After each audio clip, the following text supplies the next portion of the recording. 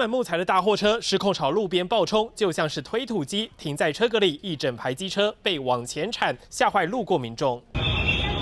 车祸现场满目疮痍，被撞上的机车堆成一座小山，车壳破的破，毁的毁，碎片散落满地。我差2秒钟，不知道我在外面，我刚好走到那，因为我要洗鞋子，然后我刚好飞上了。这一撞，35台机车遭殃，还差点波及旁边的店家，幸好没有伤到人。就是没有刹车啊，我也没有。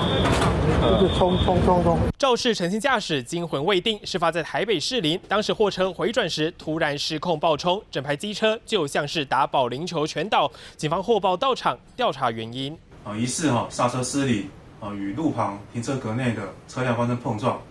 本起事故总计造成35辆普重机、3辆自行车受损。陈姓驾驶酒测值为0，不排除是刹车失灵才酿祸。警方也将陆续通知受害车主，厘清后续维修赔偿问题。3立新闻黄大峰、张志豪台北报道。